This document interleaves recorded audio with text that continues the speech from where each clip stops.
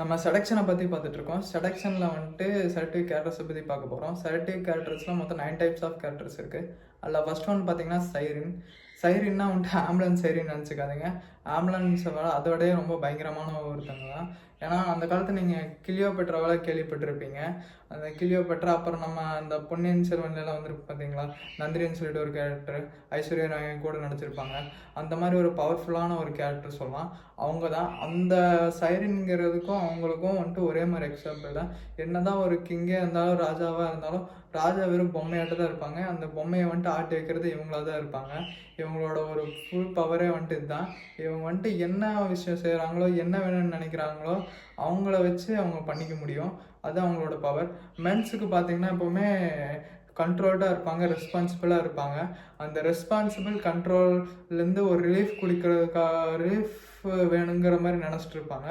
But அந்த சைரின் தான் அப்போ உள்ளே வருவாங்க. அவங்க என்ன பண்ணுவாங்கன்னா வந்துட்டு ஃப்யூச்சரையும் மறக்க வச்சுருவாங்க, பாஸ்டையும் மறக்க வச்சுருவாங்க.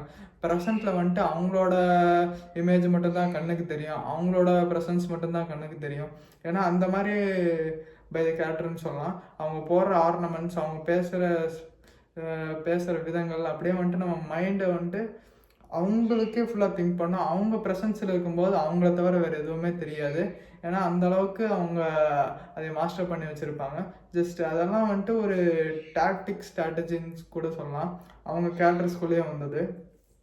இது எதுவுமே வந்துட்டு தானே எடுத்தோன்னு வந்துடாது. அவங்களாம் கொஞ்சம் கொஞ்சமாக அவங்க சில விஷயங்கள் வந்துட்டு அவங்களுக்கு ஏதாச்சும் ஒரு சூழ்நிலை பாதிச்சிருக்கும்.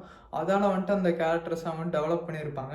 என்னென்ன அந்த கேரக்டரிஸ்டிக்ஸ் ட்ரேட்ஸ்னால் பார்த்தீங்கன்னா, அவங்க போடுற ஆர்னமெண்ட்ஸ் அப்படி சொல்கிறேன்னா, அவங்க போடுற ட்ரெஸ்ஸஸ்ஸு, ஆர்னமெண்ட்ஸு எல்லாமே கூட சொல்லலாம். அவங்க போடுறது எல்லாமே வந்துட்டு ஒரு ஃபிசிக்கலி வந்துட்டு ஒரு ஹிண்ட்டை கொடுக்கும்.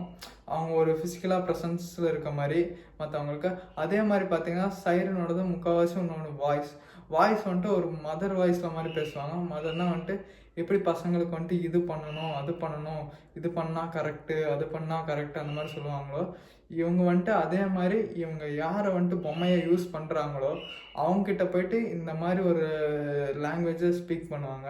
இந்த மாதிரி ஒரு டோனாலிட்டி வாய்ஸுங்கிறது இருக்குல்ல, நான் எப்படி சொல்கிறேன்னா இப்போ வந்துட்டு நானும் வந்துட்டு ஒரு மாதிரி குறி பேசுகிறதுக்கும் ஒரு மாதிரி டாமினண்ட்டாக பேசுகிறதுக்கும் ஒன்று இருக்குங்கள்ல, அதே மாதிரி தான் அவங்க பேசுகிற ஒரு மதர் டோனில் அவங்க சொல்கிற ஒவ்வொரு வார்த்தையும் உண்மையாக அவங்களுக்கு தெரியும். யார் அவங்களுக்கு வந்துட்டு அந்த பொம்மையாக இருக்காங்களோ அதே மாதிரி வந்துட்டு அவங்களோட என்ன ஒரு விஷயத்த நினச்சி நடத்தணும்னு நினைக்கிறாங்களோ ஈஸியாக நடத்திக்க முடியும். அந்த மாதிரி ஒரு டோனில் பேசுவாங்க. அப்புறம் இன்னொரு விஷயம் அவங்களோட மேனர் பார்த்திங்கன்னா வந்துட்டு ஒரு மாதிரி காமாக இருக்கும். காமானா எந்த ஒரு விஷயத்தை செஞ்சாலும் ஒரு மாதிரி பொறுமையாக அந்த விஷயத்தில் வந்துட்டு ஒரு மாதிரி கான்ஃபிடென்ட்டாக ஒரு மாதிரி வந்துட்டு எப்படி சொல்கிறேன்னா ஃபிசிக்கலி வந்துட்டு ஒரு மாதிரி பண்ணுவாங்கள்ல, அந்த மாதிரி ஃபிசிக்கலாகவும் அதே நேரத்தில் கொஞ்சம் டாமினண்ட்டாகவும் அந்த மாதிரி பண்ணுறனால, அந்த மாதிரி ஒரு ட்ரெட்ஸ் மாதிரி யூஸ் பண்ணுறதுனால நடக்கும்போது இது பண்ணும்போது இந்த கேட் வாக்கு மூன் வாக்குனால சொல்லுவாங்க பார்த்துருக்கீங்களா, அந்த மாதிரி சின்ன சின்ன விஷயங்கள்லாம் ஆட் பண்ணி அவங்க வந்துட்டு அந்த ஒரு இதுக்கு வந்திருக்காங்க. இதுக்கு மேலே ரொம்ப தெளிவாக சொன்னால் ஜஸ்ட் ஒன்று தான் அவங்களோட மேனர் இந்த மாதிரியெல்லாம் இருக்கும். எப்படி சொல்கிறேன்னா அவங்களோட மேனர் வந்துட்டு ரொம்ப காமாக இருக்கும். அதே நேரத்தில் பார்த்தீங்கன்னா போல்டாக இருக்கும். காமாக இருக்கும், போல்டாக இருக்கும். அதே மாதிரி அவங்களோட வாய்ஸுங்கிறது ஒரு மதர் டோனில் இருக்கும். அவங்க மதர் டோனில் இருக்கனால அவங்களோட இன்னொருத்தர் யார் வந்துட்டு அந்த பொம்மையாக இருக்காங்களோ அவங்களோட பையன் வந்துட்டு எந்த வேலை செய்ய வைக்கிற மாதிரி அந்த மாதிரி ஒரு ப்ரெசன்ஸில் வந்துட்டு பண்ணுவாங்க. அதே மாதிரி மூணாவது ஒரு விஷயம் என்னென்னா வந்துட்டு அவங்க போகிற ஆர்னமெண்ட் ட்ரெஸ்ஸஸ், அந்த மாதிரி ஹிண்ட்டு கொடுக்குற மாதிரி யாரும் போட மாட்டாங்க ஃபிசிக்கலி சார்ஜில். அதுவும் இல்லாமல் வந்துட்டு ஒரு அலரிங் கான்ஃபிடென்ஸ் இருக்கும் அவங்களுக்கு, ஒரு இன்னர் கான்ஃபிடென்ஸ். இதெல்லாம் தான் வந்துட்டு இந்த கேரக்டர்ஸ்குள்ளே இருக்கிறது. என்னால் முடிஞ்ச அளவுக்கு உங்களுக்கு எக்ஸ்பிளைன் பண்ணியிருப்பேன்னு நினைக்கிறேன். இதை விட ஷார்ட் அண்ட் ஸ்வீட்டாக சொன்னாலும் புரியாது, இதை விட ஃபுல்லாக எக்ஸ்பிளைன் பண்ணாலும் ஒரு மாதிரி இருக்கும். இந்த கேரக்டரை பற்றி தான் உங்களுக்கு இந்த வீடியோவில் சொல்லணும்னு நினச்சேன். நாளைக்கு வந்துட்டு ரேக்குன்னு இன்னொரு கேரக்டர் இருக்குது, அது வந்துட்டு ஒரு மெயிலோட கேரக்டர். அதை பற்றி நாளைக்கு வீடியோவில் பார்க்கலாம். இன்றைக்கி வீடியோ இதோட முடிஞ்சிச்சு. மறக்காமல் வந்துட்டு நம்ம பேஜை ஃபாலோ பண்ணி வச்சுக்கோங்க. நம்ம ஃபுல்லாக வந்துட்டு இந்த செடக்ஷனோட ஃபுல் பாட்டையும் முடிக்க போகிறோம். டெய்லி ஒவ்வொரு நாளும் வந்துட்டு ஒவ்வொரு பாட்டு வரும்.